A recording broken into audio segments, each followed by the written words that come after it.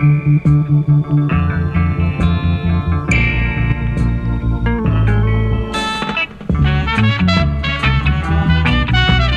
Levi, born in Jamaica, a place called Armans up in Manchester in a bush.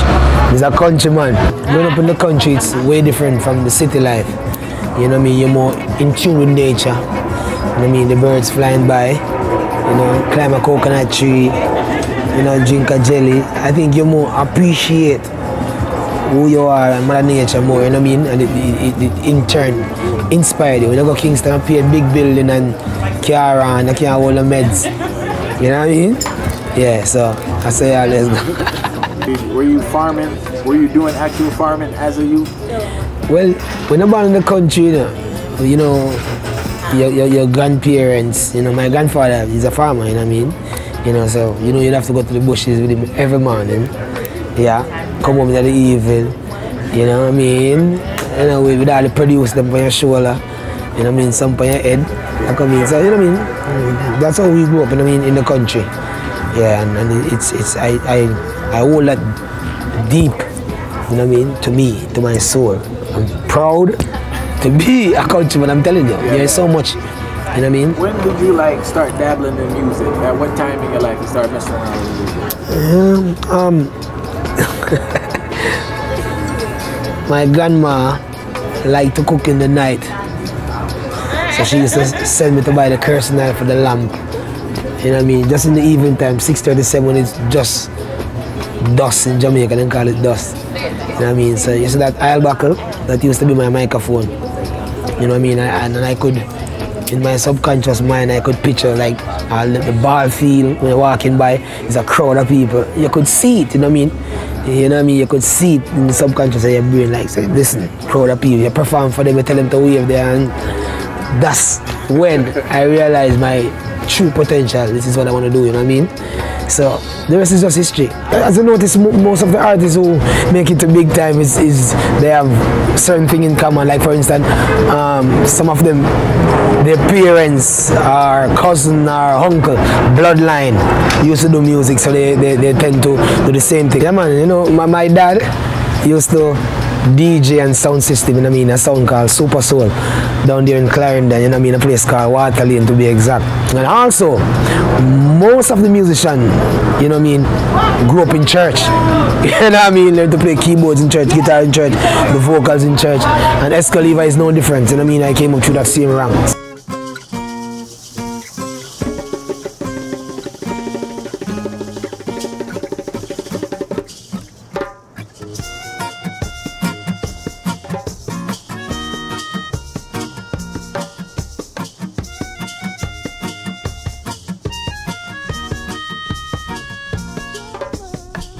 You learned to play, you were playing keyboards at church. Yeah. So you come from a real church family. Yeah, my grandfather is a pastor. Your father, your grandfather? Yeah, my grandmother is a stalwart Christian in the faith. She passed on 2010. Yeah. All right. So, hold on. Who taught you how to play keyboard? Who taught me to play keyboard? All the other churches in my community used to have great musicians. My church never have none. All we have was a cymbal. That's all we have, you know what I mean? So my grandfather, he was a pastor in the church. He kept a convention to make a piece of money, you know, and he said I go to Kingston one Friday. And he went to Kingston and he buy an amplifier, a keyboard, a guitar, and 2 boxes and a steel hand. That steel hand was my worst enemy. Because that steel hand put on top of the shirt, every time you play a bad key, the whole community here and learned musician here. So when I go home that evening, they would ask, who was playing the keyboard today? He says, it's not me, it's a friend of mine, you know, not me, it's me, because you don't want to. And, you know, just by, I didn't have to learn to play because he said, listen, you're coming to church to play tomorrow. I never touched a keyboard before. And I went to a friend of mine named Davey, and he was a musician.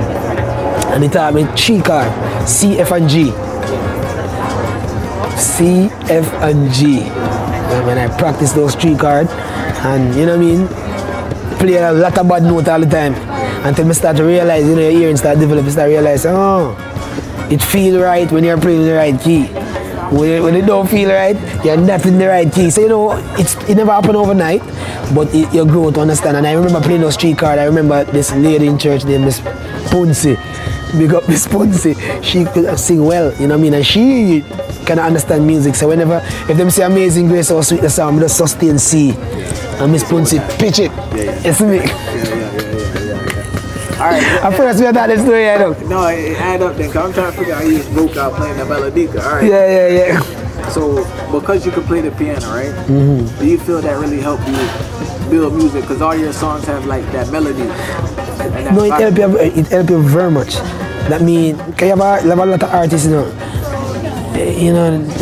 like tone deaf, like them tone deaf, you know what I mean? They go on stage and they will be singing one whole song in the wrong key. You know what I mean? You know, every artist drop flat there and there because everybody, you know what I mean? No one is that perfect, but to sing a whole song in its entirety, you know what I mean? Half key, you're definitely deaf. What age were you when? I was around 23. 23. So from about teenage to about 23, what were you doing surviving in the country? What were you awesome? Well, I used to go Ebony Park Art Academy. It's agriculture school. Yeah. Where I have a certificate in livestock and in crops. You know what I mean? Yeah. So I learned that in school. You know what I mean? After school, you know what I mean? Studio. We used to at a studio in Mandeville, Steiner recording studio. Me along with Cargo, Terry Linen, Jam Mason sometime. Why did you leave Jamaica to go to Canada? Well, family. I have. You know what I mean? My first kid, mom, we met in Jamaica. You know what I mean? And we have a kid together, so I just decided to migrate to Canada. When I reached Canada, I ended up getting another youth. My first 2 years were born in Canada, you know what I mean, including the third one also. So from there and then, I just live in Canada because my kids are there. It was really hard, and not only because of the kids. You know what I mean? Jamaica, it's a third world country. You know what I mean? Everyone wanna leave to go out there to make better. You know what I mean? And I think that was the move. But migrating to Canada, in my mind, I know that music would be the ultimate. That's what I wanted to ask, like, where was your career? I don't want to say career, but where were you in the music when you left Jamaica? When I left Jamaica, I was just doing demos. Me and Cargo. We used to, when a new rhythm come out, I can remember when Hard Times rhythm come out and Fulfillment rhythm. Oh my Lord, we kill local. We hunt all of the CD man in Maypen and Mandeville trying to get that version. Just to go in the studio to voice, and so we used to just voice demos, a lot of demos. Me and Cargo used to do like 3 songs a day, demos, and we used to do a lot of demos, you know what I mean? And have them and play them back and listen them back. But you were staying up there in Mandeville, you weren't coming to town? No, Mandeville, we used to have a studio, we used to record all our demos, and you know what I mean? And play them back to each other, and sometimes we'll give some sound man, like, you know what I mean? And then play things like that. Alright, when you touch down Canada, you have a song on Countryman called Life in the Factory, right? Yes. Is that a personal experience? Real story, and that is the reason why that song is one of my biggest songs, probably the biggest song in Canada. You know what I mean? Because people realize that when I'm singing about this road. Remember, leaving from Jamaica, I never worked before. Yeah, so it's like, where you going? When I reached Canada, you realize it's a different ball game. You have to find a job, you know what I mean? And I remember my first job in the factory. What factory was it? I don't remember the name of the factory, but I just remember. What were you doing there? I tricked the people and tell them that me is a machinist, like I could fix. Yeah. So they employ me, you know what I mean? When we reach, you know, you have to, everything have ranks, you know what I mean? So I was lifting up some big iron and I put for that belt. And the belt go around the circle. You can't make the belt go around the other guy without putting up something. So anything you want. So in China, them have 2 breaks. They give you a break like probably 11:15, and then lunch break 12. So when I put the second piece of iron, I said to the supervisor, I said, when is the first break? I said to the supervisor, I said, when is the first break? He said, around 11:15. So I said, okay. And the longest 11:15 take to cover the back. So when 11:15 come down, I tell him some want a coffee. So he was pointing to a coffee machine around the corner. So I said, no man, I want to buy one. At Tim Hortons. Tim Hortons is like one of the biggest coffee company in Canada. Gone. We just run, come and say, no, this is not for me, you know what I mean? Yeah. You know, and I remember getting another work in the next factory again, and you know, things were more easy, okay, you're moving around box and things, and it wasn't that hard, you know what I mean? And then I remember, you know, boss, I watch every minute. Like on the last hour of the day is the longest hour. And they come like the hour and just stuck up. You know what I mean?